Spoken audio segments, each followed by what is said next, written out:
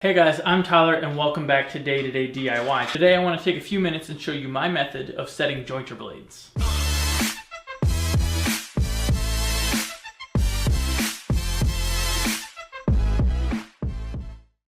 First thing, I don't push safety very often, but definitely make sure you have your machine unplugged. And then, not a requirement to remove the guard, but it does make it a lot easier not to have it in the way as you're trying to set the blades, and it frees up your hand so that you don't have to hold the guard back as you're trying to set the blades and hold the brace in place and the springs down and all that goodness.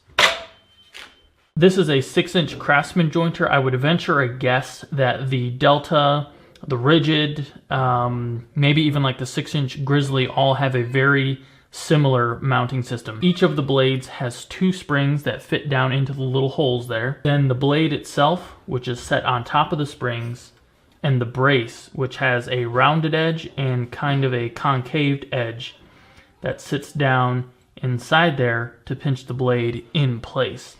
I do want to say that when you're trying to get the springs in here, the edge of this thing is actually quite sharp. So just pay attention to that and be careful as you're pushing those blades down into the cavity. At least on the Craftsman jointer, you will need a 5/16 wrench to tighten the bolts that are on the back of the bracing piece. Don't know exactly what that's called. Bracing piece works. Set your springs in place carefully. Grab the blade and the brace kind of at the same time. And go ahead and set it in there. So it's loose now, and you can push it up and down because of the springs that are in there. So go ahead and set the entire back brace all the way down, and then go ahead and push down the blade as well. And we're just going to make it kind of snug right now. Make sure you got clearance for the jointer assembly itself so the blade doesn't hit that. And go ahead and push the whole assembly all the way down. Once you got the brace kind of set in there, snug it up a little bit so that as you push it down, it doesn't pinch your wrench and you're not able to move anything afterwards. So here's the tricky bit. You only want the blade to cut the difference between the feeding bed and the outfeed bed. And to easily do this is to grab a ruler. Try not to scrape your blade too much because you did just sharpen it. And here you can see how much is actually being cut off. So we need to lower that blade a significant amount. So what I like to do is set your blade where it's at the highest point, and then use a piece of wood so you don't push it down with the metal ruler blade, and just push the whole blade down until you got the clearance that you need.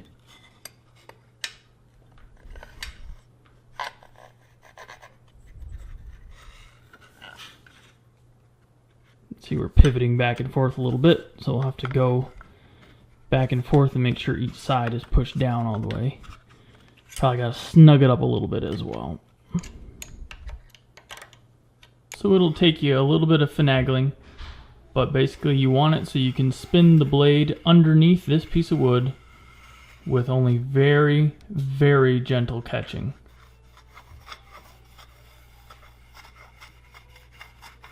And then we'll check this with a dial indicator when you got all the blades set, whether you have a 2 or 3 blade system. The simple piece of wood and ruler method is going to get you really close, but I always like to check it with a cheap caliper from Harbor Freight. I think this is about 20 bucks, give or take. So go ahead and set the block on the outfeed bed of your jointer, and then just put it on the table. Go ahead and zero that in. And then you just need to slide it out onto your blade, see what you got. So on the front here, looks like I'm right on 0. So that's perfect. In the back here, looks like it might be 1 thou high. Before loosening anything up, I'm just going to try to slide my piece of wood out and then simply push down on this side and rock it up gently just to try to get that little bit of movement. So see, I went, actually that's really good. I think that's about, or maybe I'm 1 thou on the shallow side now. So you win some, you lose some. You do need to make sure that you're testing with the dial indicator at the topmost peak of the circular motion of the blade.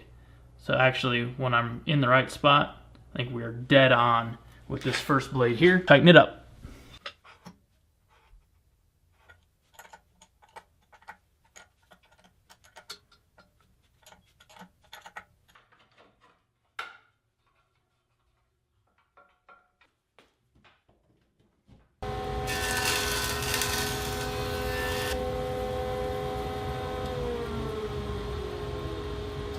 camera doesn't do it much justice, but nice and smooth. Well, there you go, guys. I hope that helps out somebody someday trying to set their jointer blades. Works out great for me. Only takes about 15 minutes to set the blades. It is a little bit finicky, so be patient with it and you will get it just right for a perfectly smooth, silky cut. Hope you guys enjoyed this video. If you did, please hammer that thumbs up button. If you guys have any questions about this video or any of my other videos, leave them in the comments down below. And I would love to know your method of setting jointer blades. Leave that in the comments down below. Hit that subscribe button right over there so you never miss when I upload a new video. I'm DIY Tyler. You guys have a good one.